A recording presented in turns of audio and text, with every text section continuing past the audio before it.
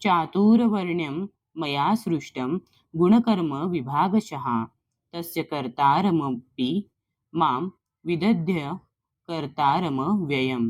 13. चातुहा वर्ण्यम चातुहा वर्ण्यम मानवी समाजाचे 4 विभाग मया माझ्याकडून सृष्टम उत्पन्न करण्यात आले। गुण गुणाच्या, कर्म आणि कर्म विभागशः गुण आणि कर्म यांच्यानुसार, तस्य त्याचा, कर्तारम जनक पिता किंवा कर्ता, अपि जरी, माम मला, विद्धी तू जाण, अकर्तारम अकर्ता म्हणून, अव्ययम अपरिवर्तनीय भौतिक प्रकृतीचे 3 गुण आणि त्यांना अनुरूप अशा कर्माला अनुसरून मी मानवी समाजाचे 4 विभाग निर्माण केले आहेत. आणि तू जाणले पाहिजे की जरी मी या व्यवस्थेचा कर्ता असलो तरीही मी अव्ययी असल्यामुळे अकर्ताच आहे. तात्पर्य: प्रत्येक गोष्टींचे सृष्टा भगवंत आहेत.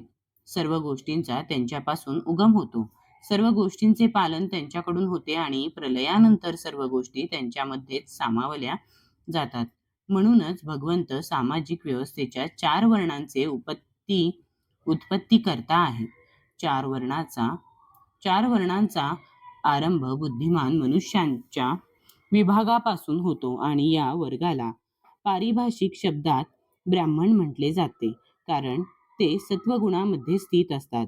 त्यानंतरचा वर्ग हा प्रशासकीय वर्ग आहे व त्यांना पारिभाषिक शब्दात क्षत्रिय म्हटले जाते, कारण ते रजोगुणामध्ये स्थित असतात. व्यापारी लोक ज्यांना वैश्य म्हटले जाते ते रजोगुण आणि तमोगुण यांच्या मिश्रणामध्ये स्थित असतात आणि शूद्र किंवा कामगार वर्ग हा तमोगुणामध्ये स्थित असतो. भगवान श्रीकृष्णांनी जरी समाज व्यवस्थेच्या 4 वर्णांची निर्मिती केली असली तरी ते यांपैकी कोणत्याही वर्णामध्ये येत नाहीत, कारण बद्धजीवांच्या एका वर्गाने बनलेल्या मानव समाजातील बद्धजीवाप्रमाणे भगवान श्रीकृष्ण नाहीत. मानवी समाज हा इतर पशु समाजाप्रमाणेच आहे, परंतु मनुष्यांना पशु स्तरावर उन्नत करण्यासाठी उपर्युक्त वर्णाची निर्मिती भगवंतांद्वारे करण्यात आली आहे, जेणेकरून कृष्ण भावनेचा पद्धतशीर विकास होऊ शकेल. एखाद्या विशिष्ट मनुष्याची कर्म करण्याची प्रवृत्ती ही त्याने प्राप्त केलेल्या गुणांनुसार ठरविली जाते. भौतिक प्रकृतीच्या विविध गुणांना अनुसरून असणाऱ्या अशा जीवनाच्या लक्षणांचे वर्णन या ग्रंथाच्या 18व्या अध्यायामध्ये करण्यात आले आहे. कृष्ण भावनाभावित मनुष्य हा ब्राह्मणांहून श्रेष्ठ असतो. जरी गुणांनी ब्राह्मण असलेल्या व्यक्तीला ब्रह्म किंवा परमसत्याबद्दल ज्ञान असणे आवश्यक आहे, तरी त्यांच्यापैकी बरेच जण भगवान श्रीकृष्णांच्या केवळ निर्विशेष ब्रह्मज्योतीचाच आश्रय घेतात.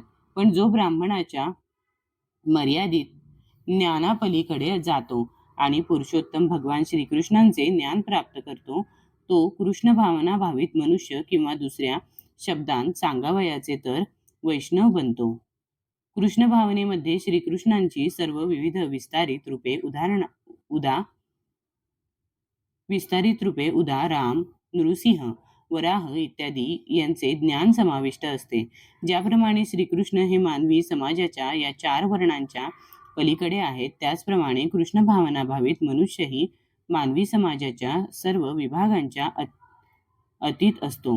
मग ते विभाग जाती, जमाती, राष्ट्र किंवा योनींचे असोत.